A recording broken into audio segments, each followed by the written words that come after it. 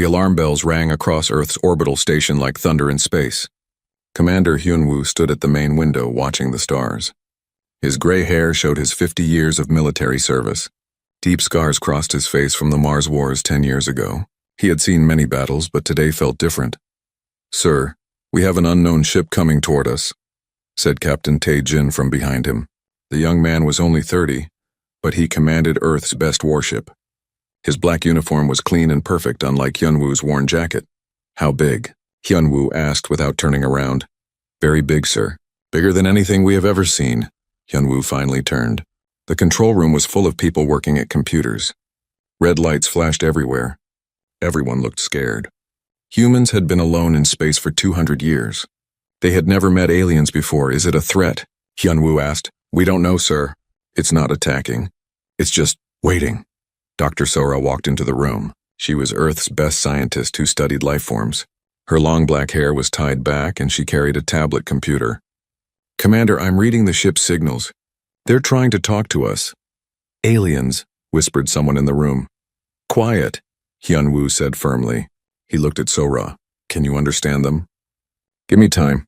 Their language is very different, but they're using math and pictures. Smart approach." Sora worked on her tablet, her fingers moving fast. "They're asking for permission to come aboard." The room went silent. Every person stopped working and looked at Hyunwoo. First contact with aliens. This moment would change everything. "Sir," Tae-jin said quietly, "our weapons are ready." "Good. But keep them hidden." Hyunwoo thought for a moment. "Tell them yes. One small ship, one alien. We meet in the main bay." 2 hours later, Hyunwoo stood in the docking bay with 20 soldiers. They held their weapons down but ready. The alien ship was beautiful, made of what looked like crystal and light. It was small, about the size of a human shuttle. The ship opened with no sound. A being walked out that made everyone gasp. It was tall, maybe 8 feet, and looked like living crystal. Light moved through its body like water. It had no face that humans could see, but somehow they knew it was looking at them. "I am Veltar of the Galactic Council," the being said. Its voice came from everywhere at once, musical and strange. "I speak for 1,000 worlds." Hyunwoo stepped forward. "I am Commander Hyunwoo of Earth. I speak for humanity." "Humanity," Veltar repeated. "The Deathworlders, what did you call us?" "Your planet is what we call a death world. Hot, violent, dangerous. Most life cannot survive there. Yet you not only live, you grow strong." Hyunwoo frowned. Earth seemed normal to him. "Why are you here?" Veltar's crystal body grew dim. "We need your help. The galaxy is dying." They moved to a meeting room. Veltar showed them pictures in the air. Beautiful worlds with strange cities. Aliens of many types living together in peace. Then the pictures changed. Dark clouds swallowed the worlds. Everything died. "The void swarm," Veltar explained. "They came from the deep galaxy 50 years ago. They eat energy, all energy. Stars, planets, life itself. They have destroyed half of our worlds." Sora leaned forward. "What are they exactly?" "We don't know.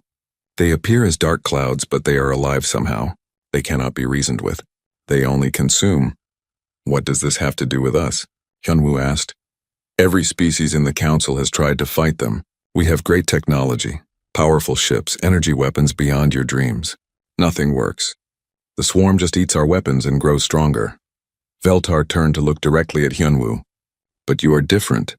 Deathworlders think differently. Where we see impossible problems, you see challenges. Where we see death, you see something to fight. You want us to fight these things?" "Yes.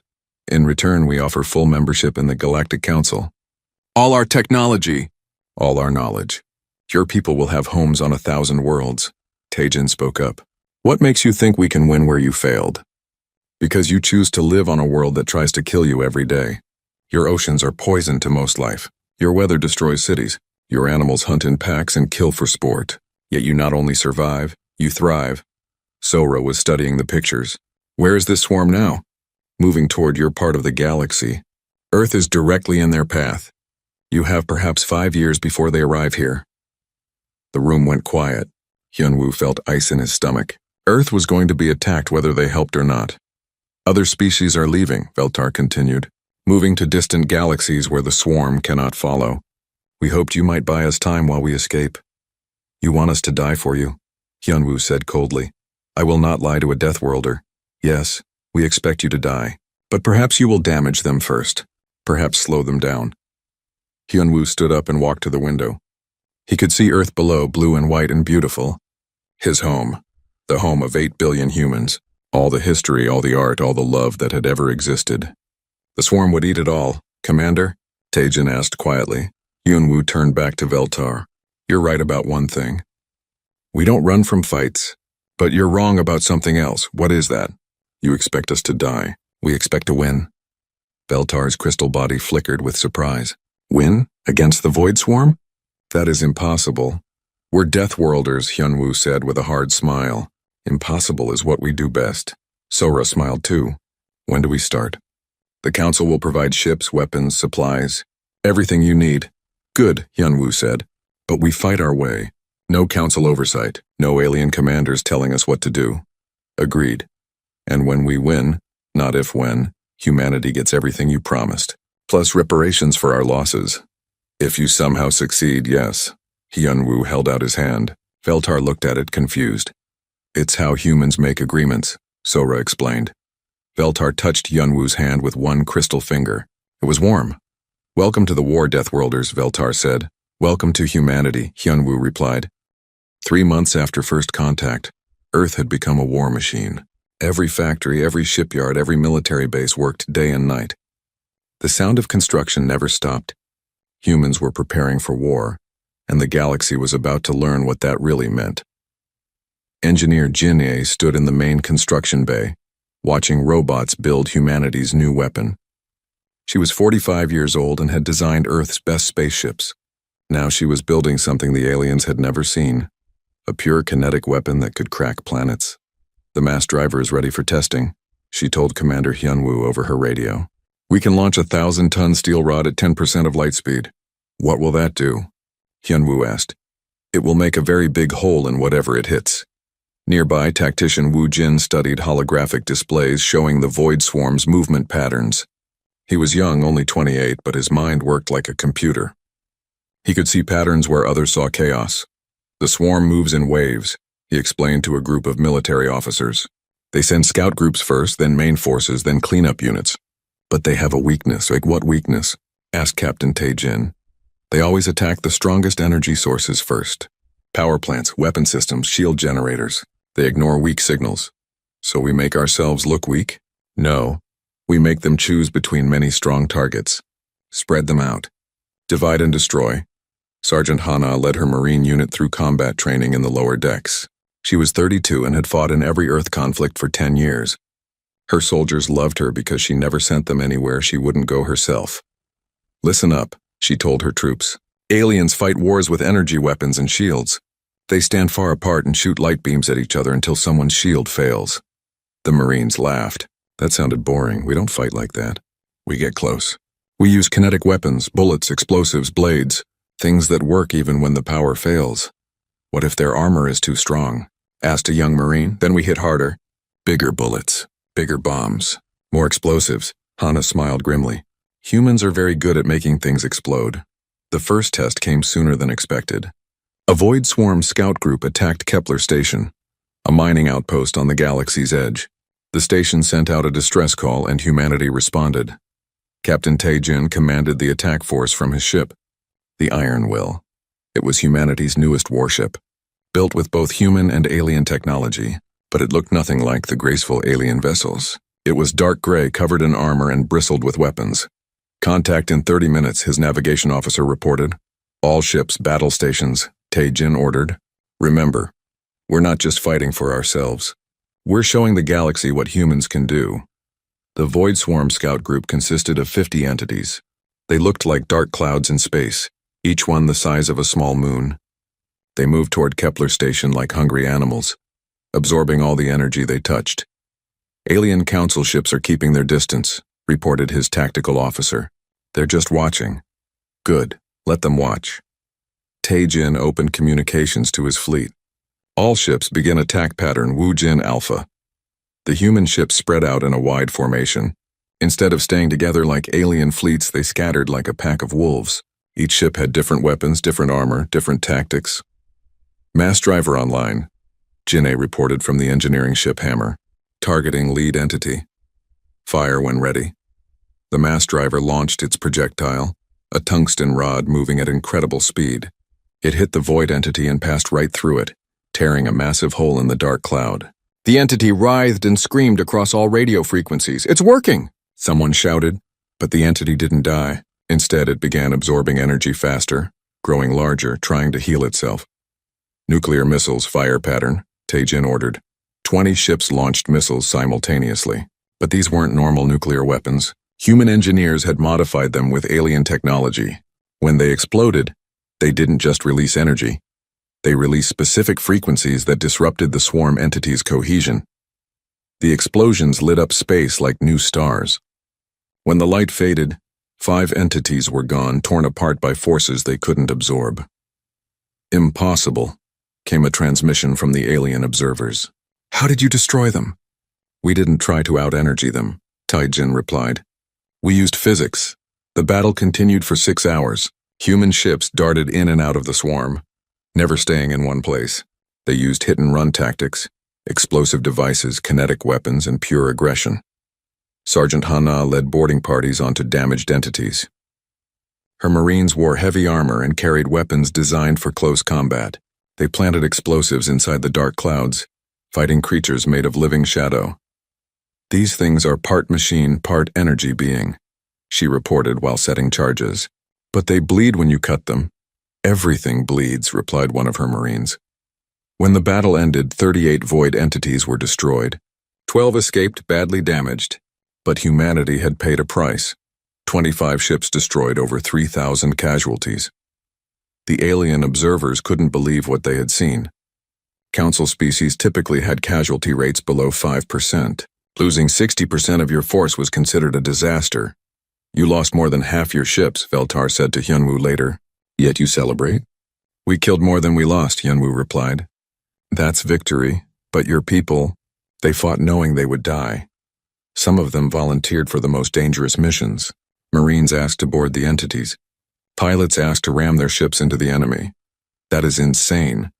Sora, who had been studying the battle data, looked up from her computer. "No, it's human. We've been fighting death since we climbed down from the trees. We know that sometimes the only way to win is to be willing to lose everything. The swarm will send larger forces next time," Veltar warned. "Good," said Hyunwoo. "We're just getting started." Word of the victory spread across the galaxy faster than light. For the first time in 50 years, someone had defeated the Void Swarm in open combat. But the victory came with a cost that terrified other species. On distant worlds, alien leaders watched the battle recordings.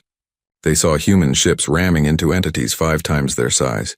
They saw Marines fighting inside clouds of living darkness. They saw pilots laughing as they flew suicide missions.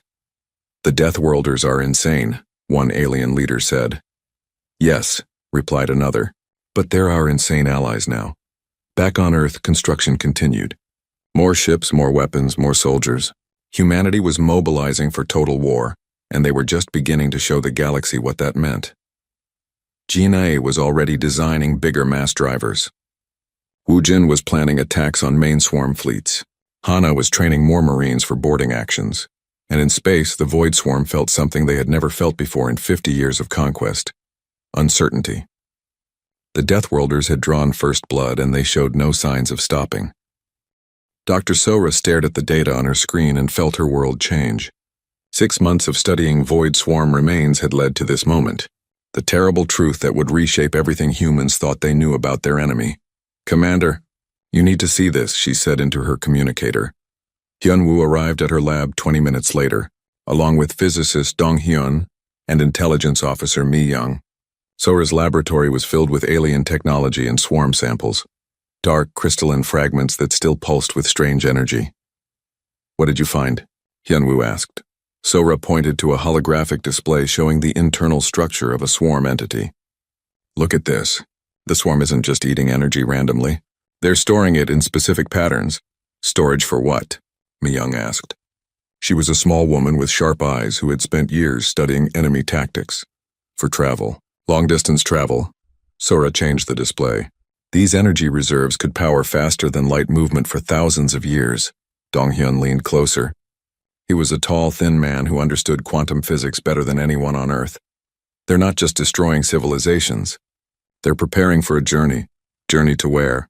Hyunwoo asked. That's what I found. Sora's voice was quiet.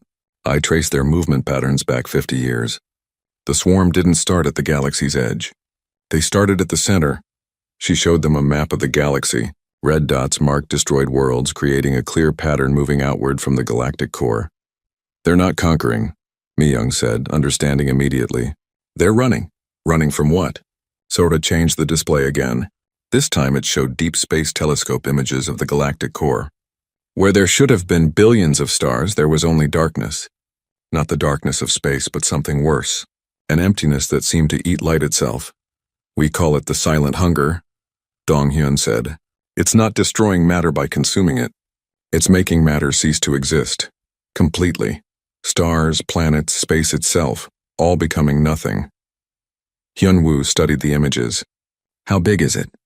20,000 light-years across and growing. At current expansion rate, it will reach the outer galaxy in 200 years.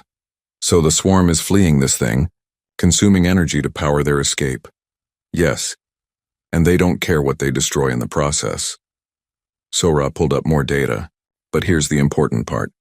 I found evidence that some swarm entities are trying to communicate. She played an audio recording, strange sounds, almost musical. What is that? I think it's a distress call. Not all swarm entities are the same. Some are refugees. Some are predators taking advantage of the chaos. Some are just scared. Mi-young was already thinking tactically. If we can communicate with the refugee entities, we might be able to redirect the swarm away from populated worlds. Hyunwoo finished. But there's another problem, Dong-hyun said grimly.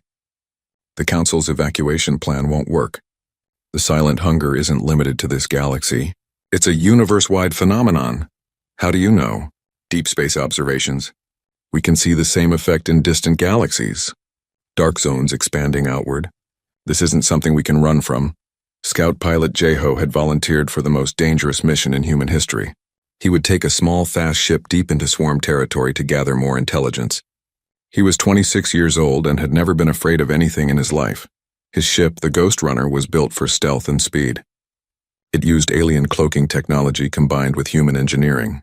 The aliens had never built anything like it because they considered it too dangerous.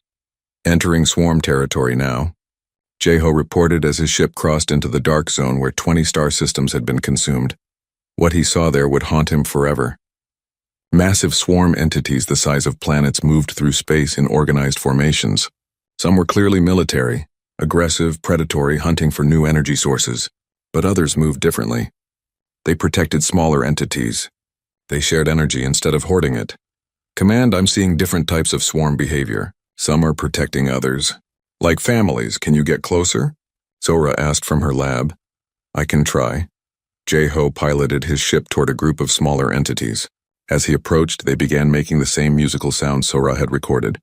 But now, hearing them in space, they sounded even more like distress calls. They're trying to talk, he whispered. Suddenly, larger entities surrounded his ship.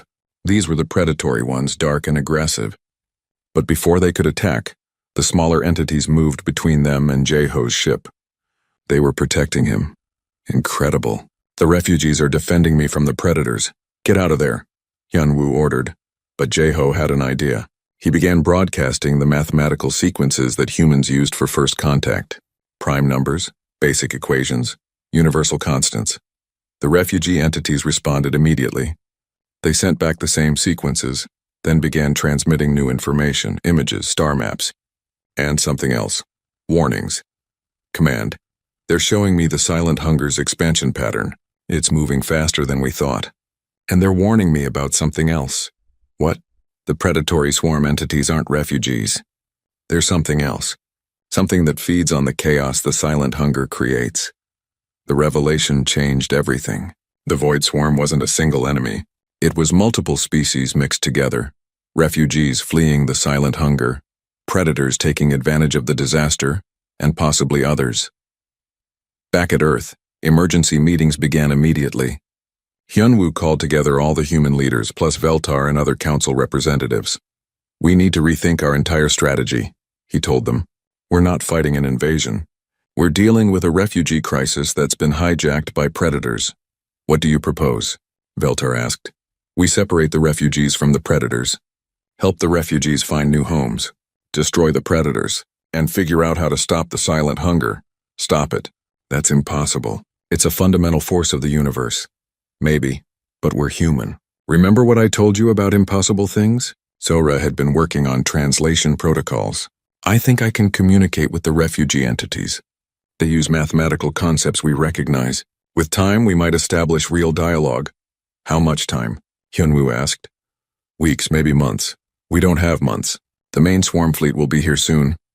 Mi-young spread tactical displays across the table. Then we implement Woojin's plan. Force the swarm to split up.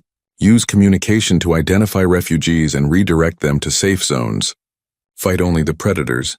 And the silent hunger? Donghyun spoke up. I have an idea about that. But it's theoretical. And extremely dangerous. Tell us. If the silent hunger removes matter from existence, maybe we can create something it can't remove. A reality anchor. Something so fundamentally connected to space-time that destroying it would damage the universe itself. Can it be done? Maybe with enough energy? Enough mass. And a willingness to sacrifice everything. The room went quiet. Everyone understood what he meant. We're talking about turning Earth into a weapon, Hyunwoo said slowly. A shield, Donghyun corrected. A permanent barrier against the silent hunger. At the cost of our homeworld. At the cost of our homeworld. Hyunwoo looked around the room. At Sora, who might be able to save the refugee entities. At Mi-young planning battles against impossible odds. At Veltar representing 1,000 worlds that had given up hope. We'll need volunteers, he said finally. Sir? Taejin asked. For the Reality Anchor project, someone will need to stay behind and operate it. They won't be able to leave. The entire human population volunteers, Taejin said immediately. You don't understand. This isn't about dying in battle. This is about living forever as part of a machine. We understand, Sora said quietly. And we volunteer anyway. Veltar's crystal body flickered with amazement. Your species continues to surprise me. We're not done surprising you yet, Hyunwoo replied. The largest space battle in galactic history was about to begin. 200 human ships faced off against a void swarm fleet of 5,000 entities. But this time, humanity had a plan that had never been tried before. Commander Hyunwoo stood on the bridge of the Iron Will, watching the enemy approach. Beside him, diplomat Kyung-soo prepared for the most important conversation in human history. The young man had learned to speak with the swarm refugees in just 3 weeks, a feat that impressed even the aliens. Are you ready? Hyunwoo asked. As ready as anyone can be to talk to living energy clouds, Kyung-soo replied. He wore a special helmet that could translate his thoughts into the mathematical language the refugees understood. Naval Commander Yoon-ji coordinated the fleet from her flagship. She was 50 years old and had commanded ships longer than most people had been alive. Her gray hair was pulled back tight, and her uniform was perfectly pressed despite the chaos around her. All ships report ready, she announced. Refugee separation protocol is active. Deep in Earth's crust, engineer Sang-min worked on humanity's most desperate project. The reality anchor was almost complete, a massive device that would fuse Earth's core with space-time itself. He was thin and pale from months of working underground, but his eyes burned with determination. Power levels at 90%, he reported to the surface. We need 6 more hours to reach full activation. You have 2 hours, Hyunwoo replied. Maybe less. The swarm fleet entered weapons range. Immediately, Kyung-soo began broadcasting on all frequencies. Refugee entities, this is humanity. We know you are fleeing the silent hunger. We want to help. For a moment, nothing happened. Then the massive fleet began to change. Some entities, the smaller, more organized ones, started moving away from the aggressive predators. Musical sounds filled the radio spectrum as refugees tried to communicate. It's working, Kyung-soo said excitedly. They're responding. They want to know if we can really help them. Tell them yes, but they need to separate from the predators completely. The swarm fleet split apart like oil separating from water. Roughly half the entities moved to defensive positions, clearly identifying themselves as refugees. The other half, the predators, moved into attack formation. Refugee entities are clear, Yoon-ji reported, engaging predator forces now. The battle began with humanity's new strategy. Instead of fighting the entire swarm at once, they focused on the predators while protecting the refugees. It was the most complex military operation humans had ever attempted. Mass drivers target predator clusters only, Yunji ordered. Do not fire on any entity broadcasting refugee signals. Jinny's planet cracker weapons launched tungsten rods at near light speed, but now they had guidance systems that could identify friend from foe among the swarm entities. The rods tore through predator formations while leaving refugee groups untouched. Captain Tae-jin led a squadron of fast ships in hit-and-run attacks. His pilots were the best humanity had trained, and they flew like demons through the chaotic battlefield. Predator Group Delta is trying to attack the refugees, he reported. Moving to intercept. Negative, Yunji replied. Let the refugees handle it. Everyone watched in amazement as the refugee entities defended themselves. They had been running from the predators for 50 years, but now they had allies. Groups of refugees surrounded isolated predators and somehow drained their energy, rendering them powerless. The refugees are helping us fight, Kyung-soo said in wonder. They know which entities are predators and which are just lost. But the battle was far from over. The predator entities were larger and more aggressive than anything humans had faced before. They adapted quickly to human tactics, learning to absorb kinetic energy and redirect it as weapons. They're learning, Woo Jin reported from his tactical station, adapting to our mass drivers. Then we adapt faster, Hyun-woo replied. All ships switched to pattern Sangmin Gamma. This was humanity's backup plan. Instead of kinetic weapons, they used controlled nuclear explosions to create gravity waves, ripples in space-time that the predators couldn't absorb or redirect. The gravity bombs detonated in perfect sequence, creating interference patterns that tore the largest predator entities apart. It was like using the universe itself as a weapon. Incredible, came a transmission from Veltar, who was observing from a safe distance. You're weaponizing physics. We're good at making things work for us, Hyun-woo replied. Meanwhile, on Earth, Sang-min faced a crisis. The reality anchor was drawing so much power that it was affecting the planet's magnetic field. Earthquakes shook every continent as the device prepared to merge Earth with spacetime. Sir, the power draw is destabilizing the planet, he reported. If we continue, Earth might break apart before the anchor activates. Can you compensate? Maybe, but I'll need to manually adjust the core interface. Someone needs to go into the fusion chamber. How dangerous is that? Lethal. Immediately and permanently lethal. Sang-min's team of engineers looked at each other. Then, without speaking, they all raised their hands. We volunteer, said his assistant, a young woman named Yu-jin. All of us, added another engineer. No, Sang-min said firmly. This is my design, my responsibility. Above ground, the space battle reached its climax. The predator entities, realizing they were losing, began a desperate attack on Earth itself. They dove toward the planet, planning to consume its energy and leave the galaxy as a lifeless waste. All ships protect Earth, Yunji ordered. Do not let any predator entity reach the surface. The refugee entities surprised everyone by joining the defense. They formed a living barrier around Earth, absorbing attacks meant for the planet. Many refugee entities died protecting the human homeworld. Why are they doing this? Tae-jin asked as he watched refugee entities sacrifice themselves. Because we believed in them, Kyung-soo replied.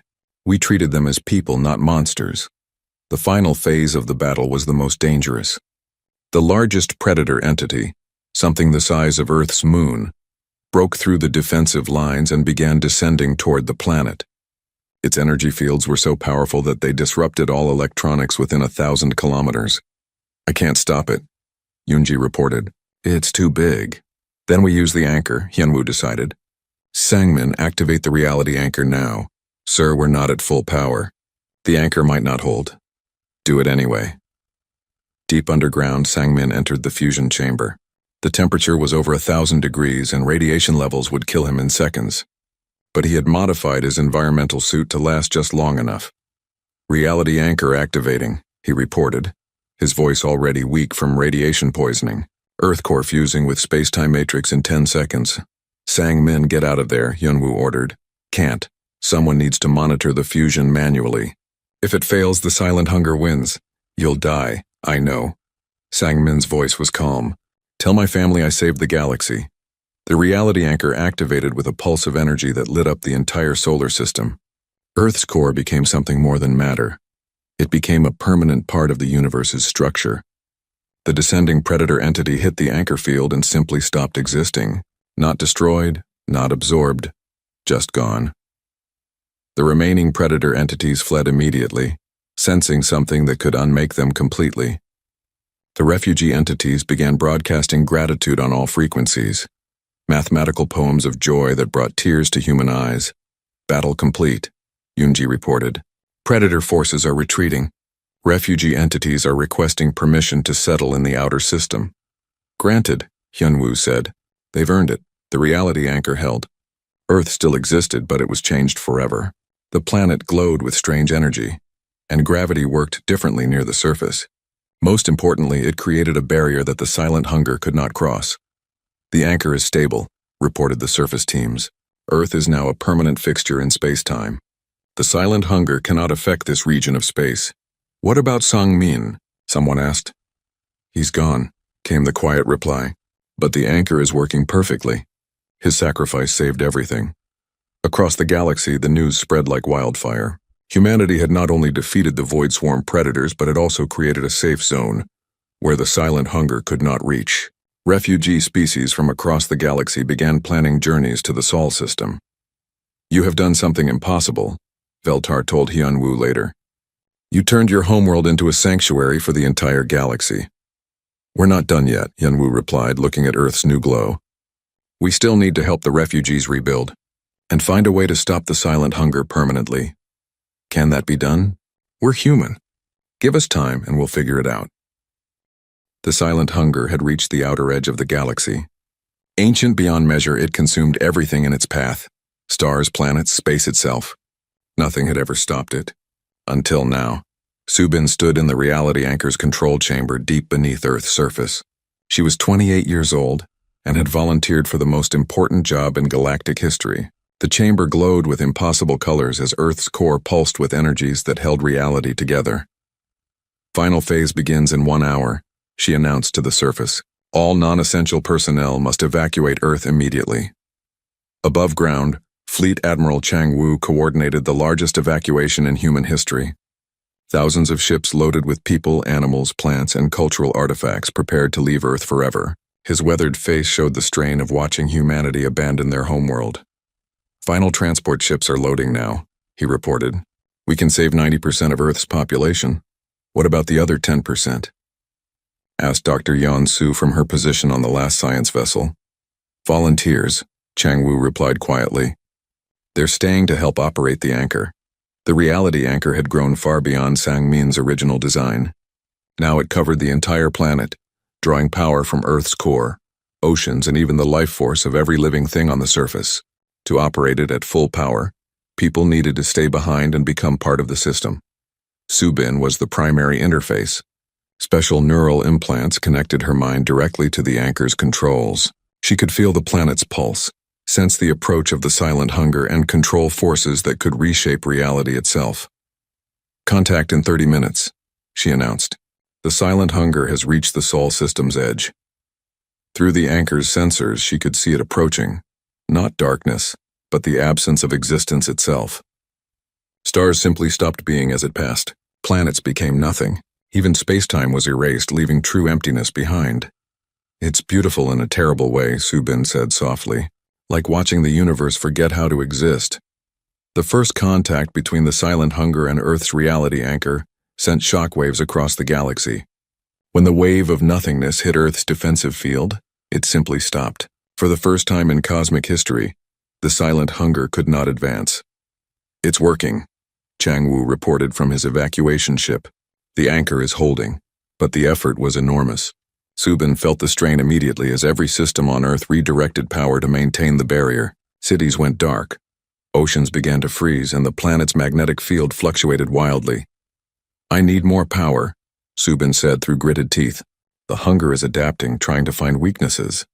Around the solar system, refugee swarm entities that had settled there began moving toward Earth.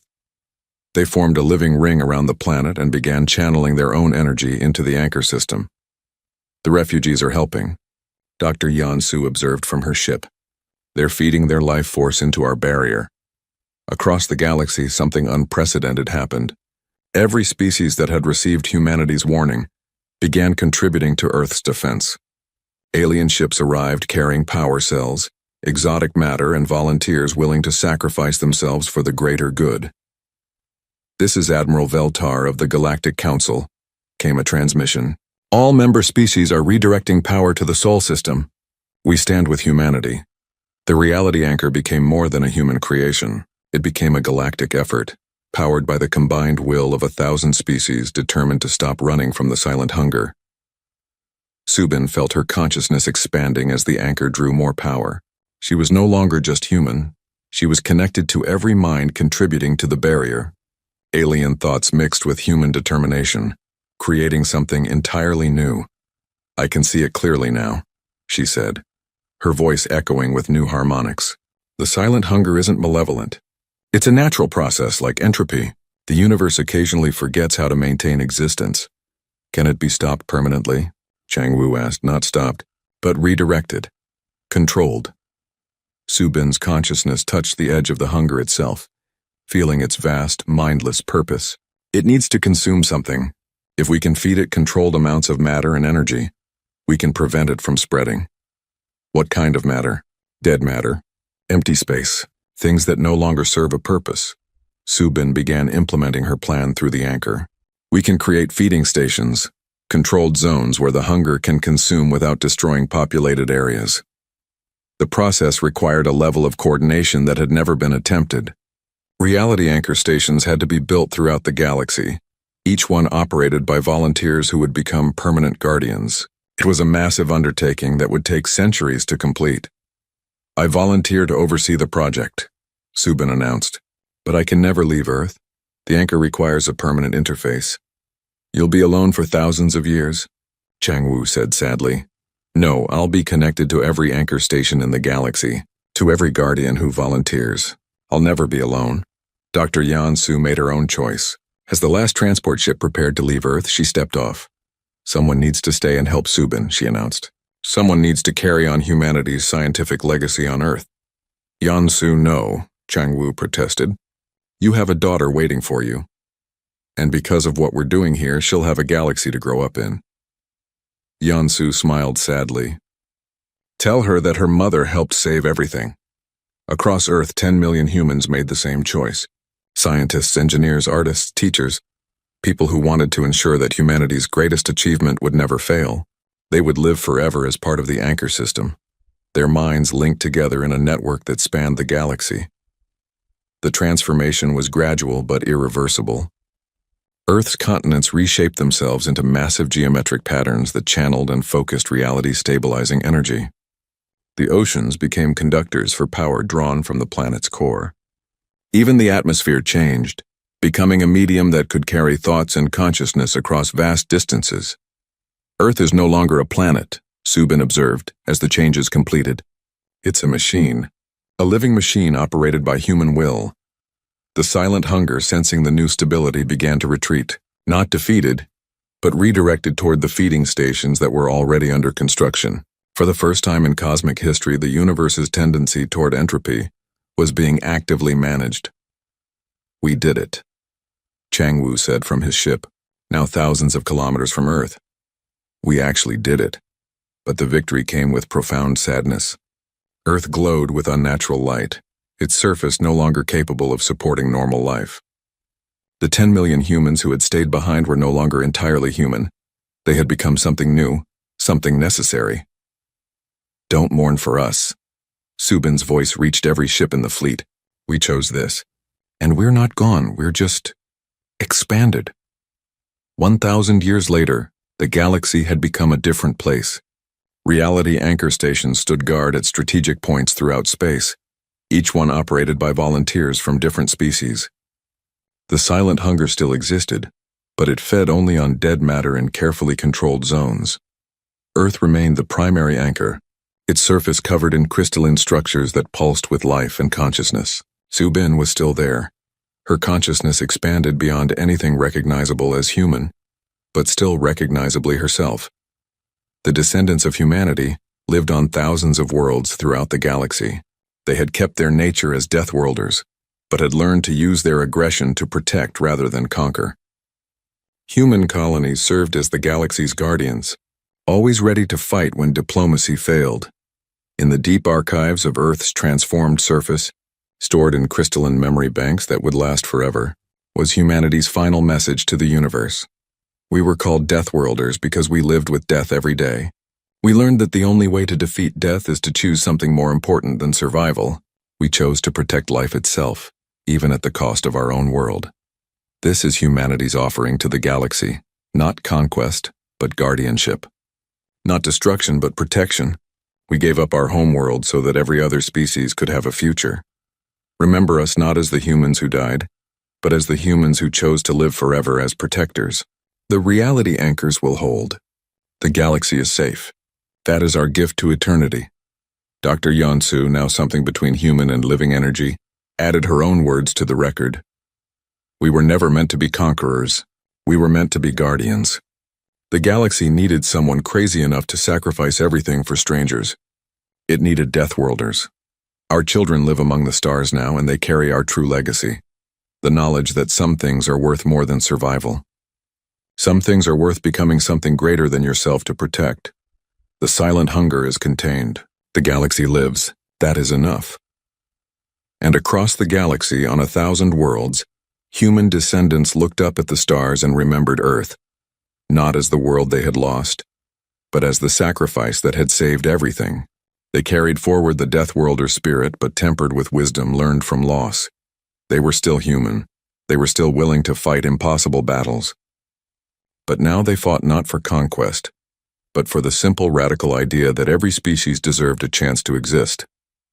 In the end, that was humanity's greatest victory.